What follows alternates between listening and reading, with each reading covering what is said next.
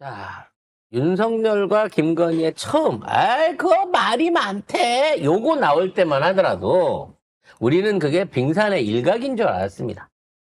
지금 와서 더 생각해 놓고 보면 배신감은 명태균이한테 더 들어요.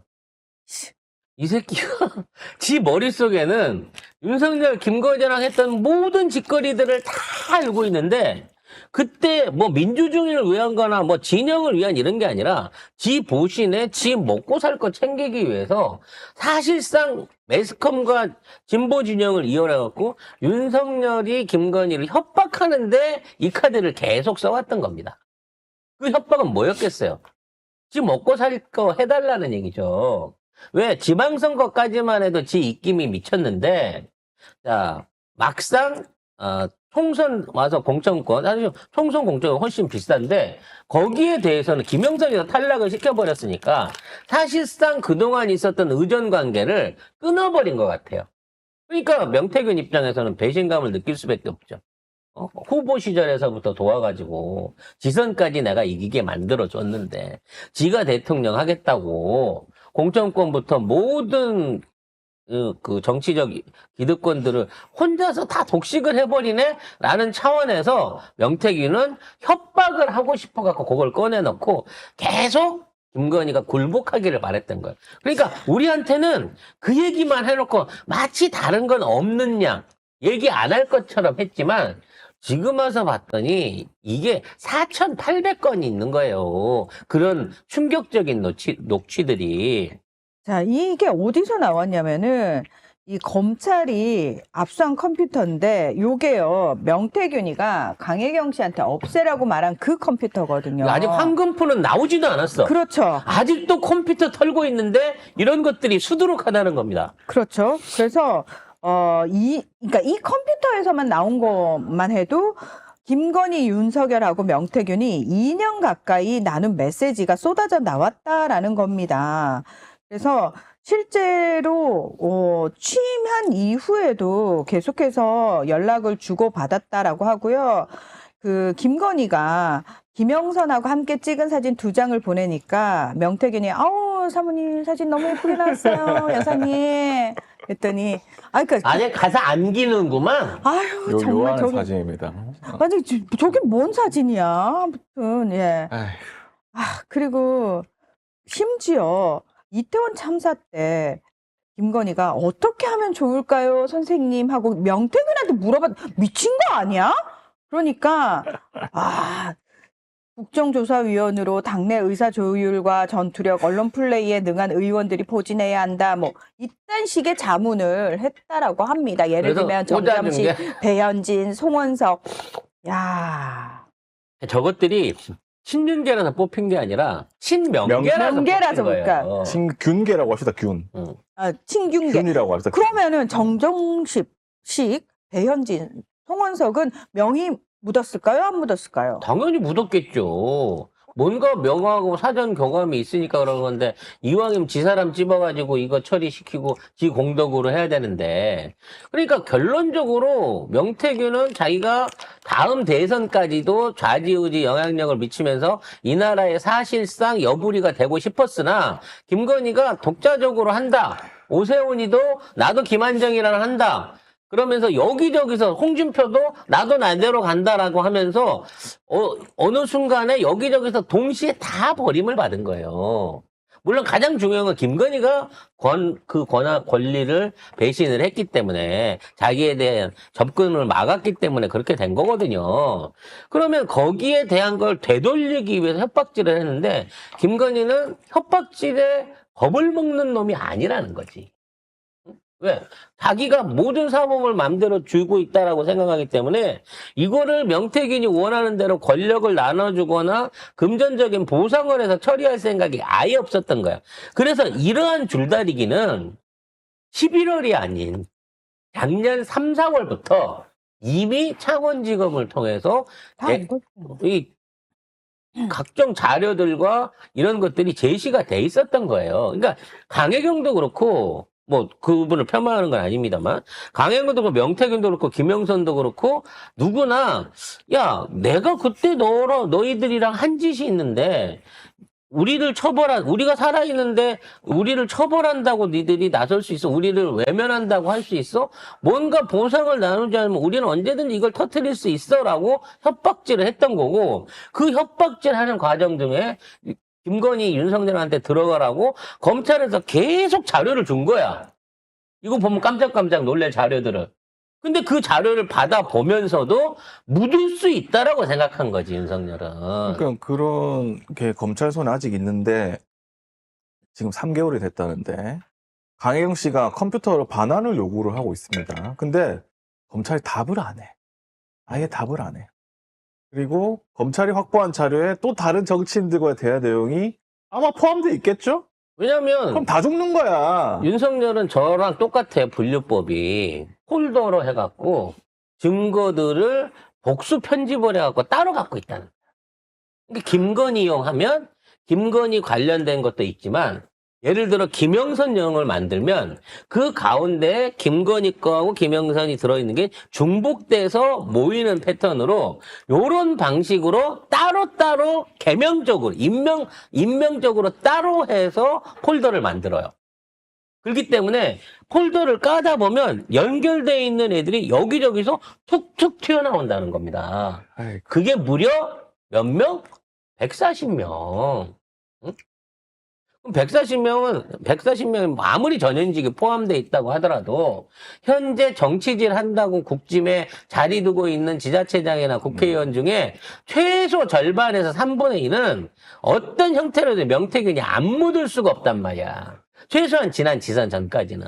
균 묻었지 다. 그러면. 그래서 중복적으로 공천을 받았거나 단수 공천을 받았던 인물들, 그러니까 윤석열, 김건희가 단독으로 낙하산으로 내려 꽂아서 심었던 TK계 초선 의원 일부를 제외하고 나머지들은 전부 다 이 안에 명단이 있을 가능성이 높다는 겁니다. 그래서 명태균도 거기까지 죽이고 싶진 않았어. 거긴 다 고객 리스트거든.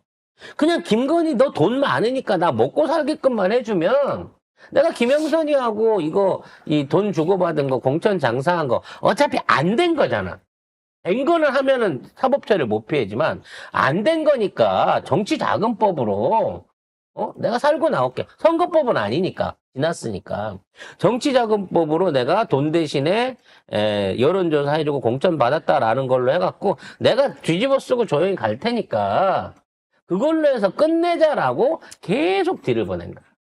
근데 김건희의 돈 욕심에 또는 자신감에, 나를 네가 어떻게 건드려? 도이치 못해서 못 건드는데, 이렇게 생각한 자신감 때문에 이 딜이 미뤄지다 나중에는 임계점을 넘어버린 거죠. 근데 지금 비공개 조사를 공유하고 이 문자에 보면은 윤석열한테 계속 그 비공개 여론조사 공유를 하고, 김건희하고도 윤석열 대통령 되고 나서도 계속 이거 어떻게 할까요? 이거를 얘기를 한단 말이에요. 이거 비선실세예요, 이거. 이게 그냥, 야, 문자 좀 주고받을 수 있지가 아니라니까, 이거? 비선실세 최순실 저 안에 들어가 있다고 아직도 못 나오고 있어요. 이 짓을 해놓고도 지금 검찰이 손을 놓고 있다고. 이게 말이나 됩니까, 이게? 그래서 명태균은 전에도 말씀드렸다시피 1차 거래 시기를 놓쳤어요. 이거를 내란이 있기 전에 민주당한테 확실히 다 까발리든가, 아니면 확실하게 윤석열 쪽에다가 묻기로 하고 보상을 받고 구속을 안 당하고 그리고 빠져나와야 되는데, 점점 뒤로 밀리고 뭐 다른 건하고 병합돼서 같이 가고 이러던 과정 중에 시기를 놓쳐버린 거야. 그러다가 나중에 가서 황금폰 깔 거야 라고 얘기가 나오니까 내란으로 이걸 한 번 더 덮은 거예요, 얘들이. 내란이면 모든 게 덮일 줄 알고.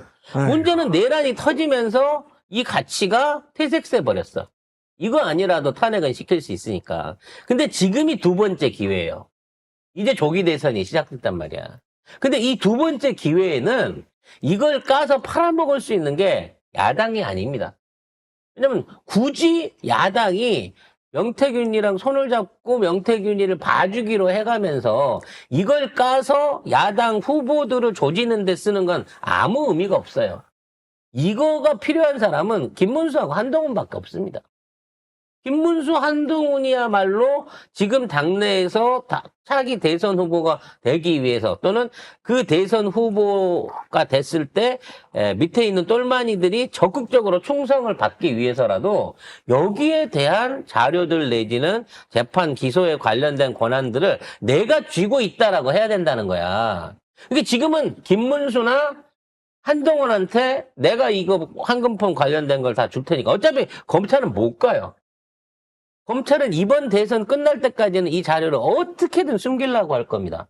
왜냐하면 이게 까져버리면 지네가 그나마 국짐이 이겨야 되는데 국짐이 최소한 비기더라도 웬만큼은 숫자를 좀 해갖고 그래도 검찰은 유지시켜야 된다라고 자기들 쉴드 쳐줄 수 있을 만한 사람을 세워야 되는데 그러려면 이걸 터뜨려서 이 국짐을 초토화 만들면 안 되기 때문에 2달 안에 이거 절대 검찰 발로는 안 까집니다.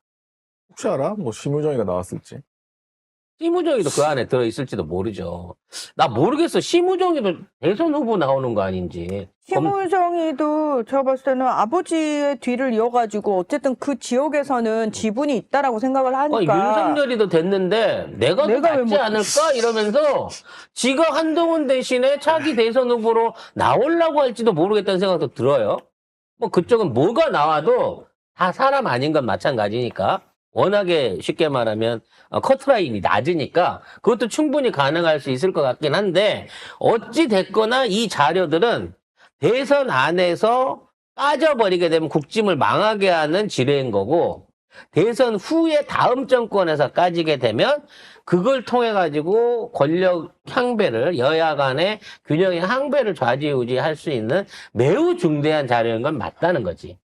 따라서 명태균이 제2의 지금 있는 상황에서 옛날만큼 김건희랑 거래를 할 수 있는 방향성은 없지만 지금이라도 이걸 터뜨리려고 하면 자기가 나서가지고 한동훈이나 김문수한테 내가 이거 까갖고요 애들 다 정리해 드릴게요. 내지는 이 자료 갖고 애들 협박할 수 있게끔 제가 따로 USB 세트로 만들어 놓은 거 드릴게요. 요렇게 가는 게 마지막 기회라는 거예요. 그것마저도 안 하잖아요. 그럼 다음번 검찰은 이 갖고 있던 자료를 새로 들어서는 정부한테 고스란히 갖다 바치고, 자, 제가 이렇게까지 조사를 했는데, 그래도 저희 검찰이 필요하지 않겠습니까? 라고 얘기를 할 거예요. 그리고 민주당이 그렇게 와서 자발적으로 바치는 검찰을 왜 당장에 잘라 없앱니까?